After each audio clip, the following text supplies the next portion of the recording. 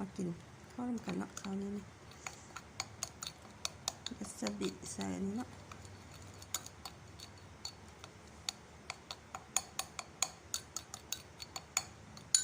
เราจะโหยววาซาบินี่บสีคืนไล่ก็แซ่บเป็นอันนี้เป็นปอง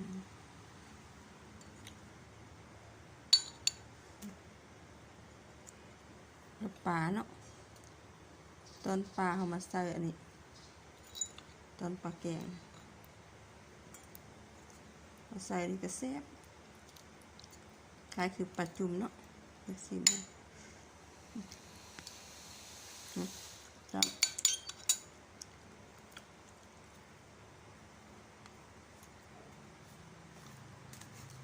เขานึ่งเนาะเขานึ่งเราเขานึ่งไปเขาสิกเอาจ้างเขาสิกแล้วเขาเอาน้ำผมแล้วเขาปักไว้ฟากหนึ่งเปื่อยเนาะพอดีเข้าออนเลยปกติมันแข็งเขา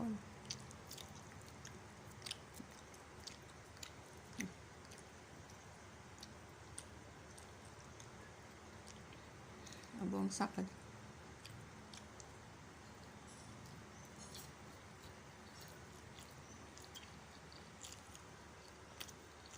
อันนี้ผมใส่กระมักหน่อยแซ่บปลาอันนี้ก็เปียกเนาะ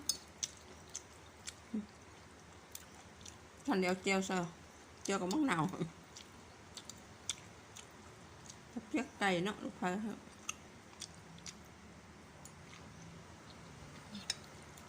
แซ่บจะพันได้เอาอันมันใช่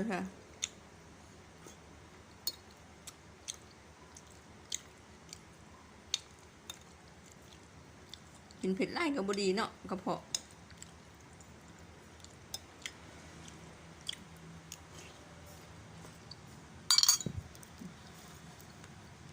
ค่ะ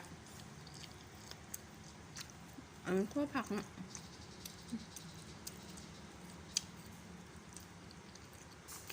ก็บักบงอยู่ส่วนกระชิ้นมือจะบอก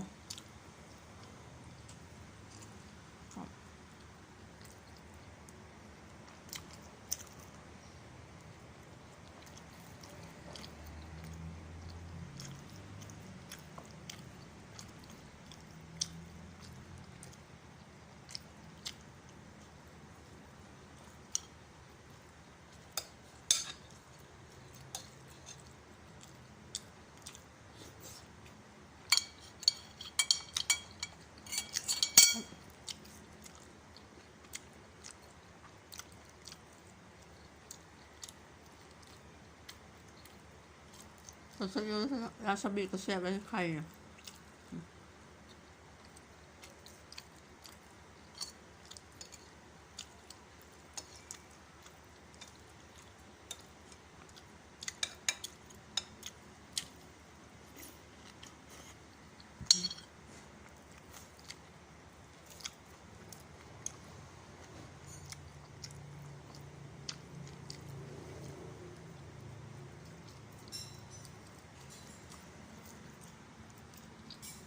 กันเด้อแซ่บเลย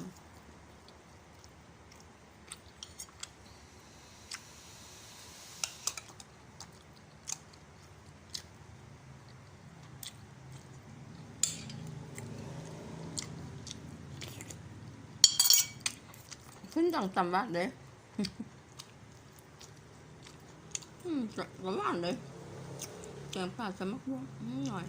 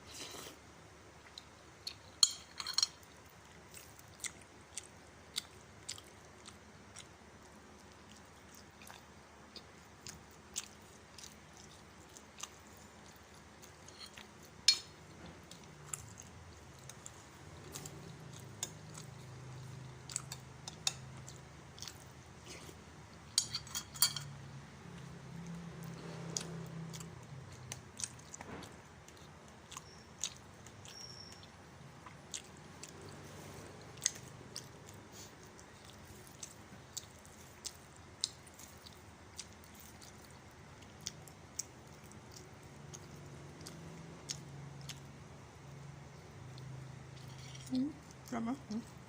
ป่าใช่นี่ลูกโดดเดี๋ยวนี้ลูกโดดมีลูกโดดพร้อม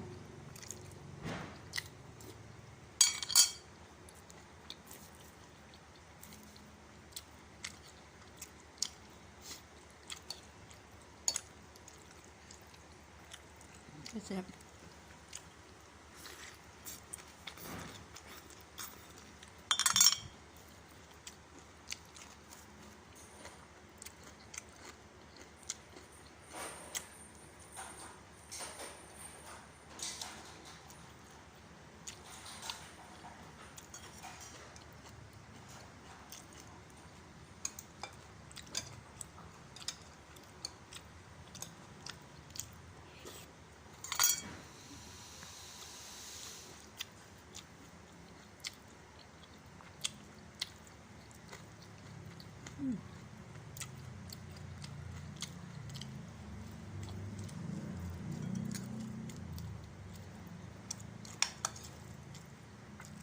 ให้นึ่งเนาะเอาเนาะเจียวแล้วสบิใส่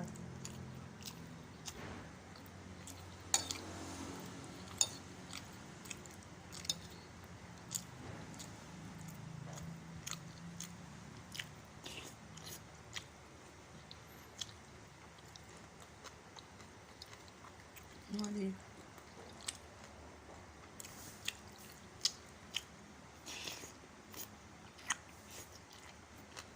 ครับใส่ชิ้นเนาะ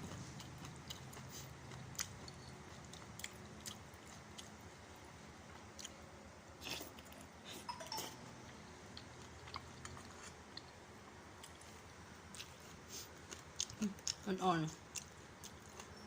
เข้ามาได้เนี่ยพอน้ำผมเนาะเรามาใส่ในช่องสันเนี่ยปกติเป็นอันพ่องๆไปก็ปกติพ่องๆเอาน้ำผมแล้วนั่นแต่ว่าข้าวอ่อนบดีบ่ให้เฮ็ดเด้อเขาคันมันข้าวสารเฮาอ่อนเนาะพอมันแนวพด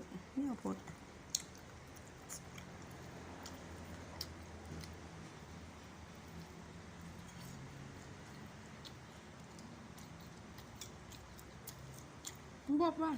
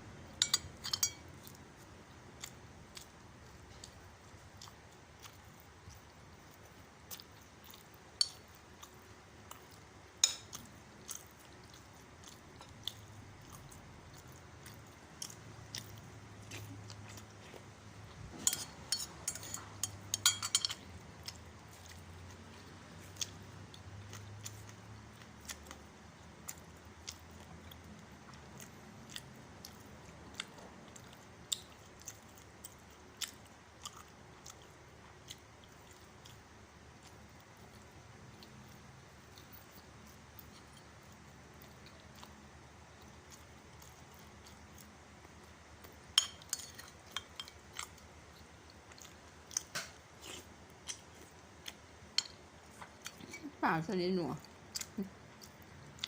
เจียวแล้วน่าชบินอนเนี่ย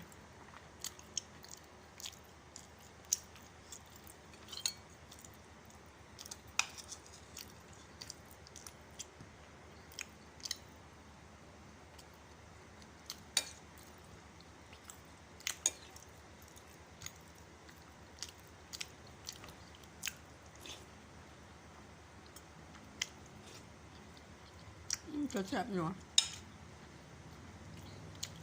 เปียกไก่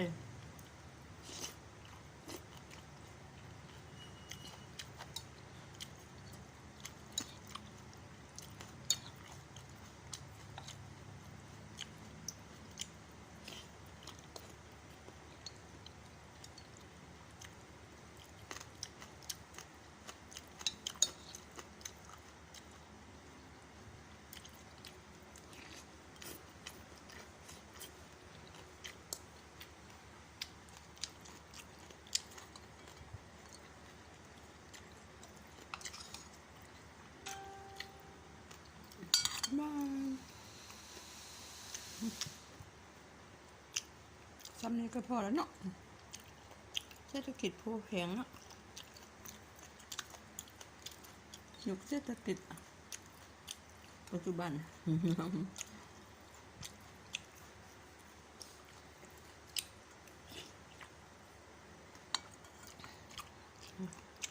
บาย